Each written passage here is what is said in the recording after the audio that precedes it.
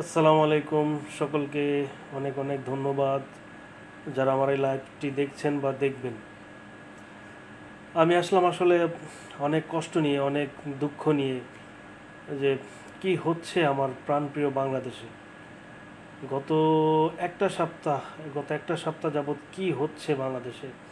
এই যে পাখির মতো মানুষ গুলি করে মারলো, পাখির মতো মানুষ গুলি করলে মারলো, পিটিয়ে হাত পা ভেঙে দিল, তারপরে ছোড়রা গুলি করলো, রাবার বুলেট দিয়ে গুলি করলো, অনেকের অঙ্গহানি হলো, আর মারা তো গেল অগণিত।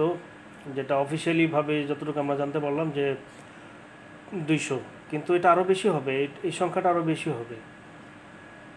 তো মাননীয় প্রধানমন্ত্রী, না মাননীয়, মাননীয় মাননীয় বলাটা এখন আর মানাচ্ছে না, কারণ উনি মাননীয় বলার যে অধিকারটা উনি হারিয়ে ফেলছেন। মোট কথা ওনাকে এখন আর মাননীয় বলা যাবে না, ওনাকে এখন শুধু প্রধানমন্ত্রী শেখ হাসিনাই বলতে হবে। তো প্রধানমন্ত্রী শেখ হাসিনাকে আমি বলবো যে দেখেন প্রধানমন্ত্রী, আপনারও তো একটা ছেলে আছে, আপনারও তো একটা মেয়ে আছে। যদি যদি সাধারণ জনগণের কাতারে এসে বাই ডিফল্ট যদি ওনারা মারা যেত, তখন আপনার কি অবস্থা হতো? আপনি মা হিসাবে আপনার কেমন ফিলিংসটা কেমন হতো? আপনার কেমন লাগতো তখন? এখন যেমন লাগতেছে যারা মা, যারা ছেলে হারাইছে, যারা তাদের স্বামী হারাইছে, যারা তাদের ভাইকে হারাইছে, আত্মীয় স্বজন বন্ধু বান্ধবদেরকে হারাইছে, শুধু এতটুকু বোঝেন আপনি দয়া করে। আমিও একজনের বাবা, আমিও একটা ছেলের বাবা, আমি সন্তানের বাবা, আমি বুঝি। কারণ একটা সন্তান হারানো যে কতটুকু কষ্ট, কতটুকু বেদনাদায়ক, উফ আল্লাহ, একমাত্র আল্লাহ আর যার হারানো গেছে সে বোঝে। তো দয়া করে প্লিজ প্লিজ শেখ হাসিনা, আপনি স্টেপ ডাউন, আপনি চলে যান ক্ষমতা থেকে এবং দেশের মানুষকে রক্ষা করুন। আপনি আবার নতুন করে ইলেকশন দিন। যদি জনগণ আপনাকে চায় তাহলে আপনি অবশ্যই আসবেন।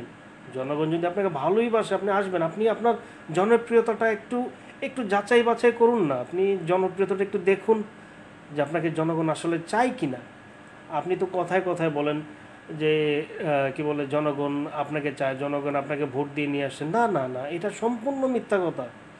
আপনাকে কেউ ভোট দিয়ে নিয়ে আসেনি। আপনাকে ভোট দিচ্ছে শুধু আপনার দলীয় লোকজন, তাও আপনার দলীয় লোকজন অনেকে ভোট দেয়নি আপনাকে।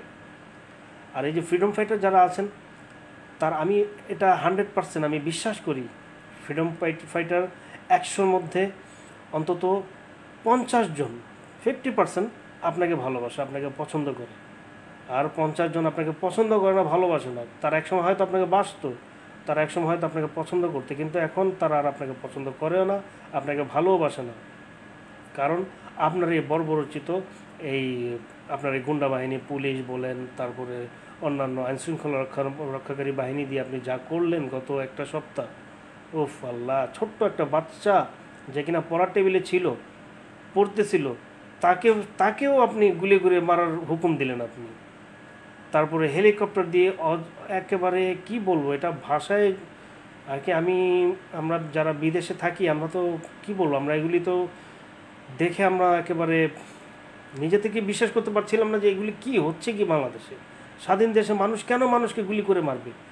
আপনারা কেন গুলি করে, আপনার আইন শৃঙ্খলা রক্ষাকারী বাহিনী কেন গুলি করে সাধারণ জনগণকে মারল?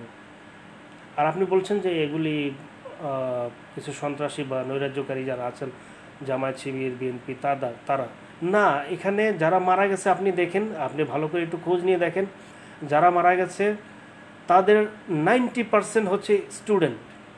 তারা কোনো রাজনৈতিক দলের সাথে জড়িত না, তারা শুধু গেছে তাদের অধিকার আদায়ের জন্য। তারা শুধু জয়েন করছে আন্দোলনে তাদের অধিকার আদায়ের জন্য। আর আপনি এখন প্রোপাগান্ডা দিচ্ছেন যে তারা জামায়াত শিবির বিএনপি আর অন্যান্য দলের লোক। না না না, এটা সম্পূর্ণ ভুল ধারণা আপনার। আল্লাহ আল্লাহ আল্লাহ তো সঠিক বিচার করেন। আল্লাহ কিন্তু একটা কথা মনে রাখবেন, আল্লাহ কিন্তু ছাড় দেন কিন্তু কাউকে ছেড়ে দেন না। জুলুম, অত্যাচারী শাসকের কিন্তু একদিন না একদিন পতন হয়। সুতরাং প্রধানমন্ত্রী শেখ হাসিনা, আপনাকে আবার বলছি আমি, দয়া করে এখনও সময় আছে, আপনি তওবা করুন, তওবা করে ফিরে আসেন, তওবা করে আল্লাহর পথে ফিরে আসেন। দেখুন, মারা আমাদের সবাইকে যেতে হবে, কোনো মানুষই পৃথিবীতে বেঁচে থাকবে না। একদিন না একদিন তো পৃথিবীটা ধ্বংস হবেই, যেটা কোরআনে লেখা আছে। আমাদের সবাইকে আল্লাহর কাছে ফিরে যেতে হবে, এটা 100% শিওর। সো সুতরাং মাননীয় প্রধানমন্ত্রী, আপনাকে বলছি, আমি মাননীয় বললাম, আবার আপনাকে বলছি, আপনি দয়া করে তওবা করে ফিরে আসুন, তওবা করে ফিরে আসুন, এবং যে নিরীহ নিরীহ মানুষকে আপনার আইনশৃঙ্খলা রক্ষাকারী বাহিনী যারা হত্যা করছে তাদের প্রতি আপনি সমবেদনা জানান। আপনি এক কাতারে চলে আসুন, আপনি তাদেরকে সমবেদনা জানান আপনি, ঠিক আছে? দেখবেন আপনার জনপ্রিয়তা আরও তুঙ্গে উঠবে। আপনি যদি দেখুন, মানুষ ক্ষমা চাইলে কিন্তু ছোট হয়ে যায় না, ক্ষমা চাইলে মানুষ বড় হয়।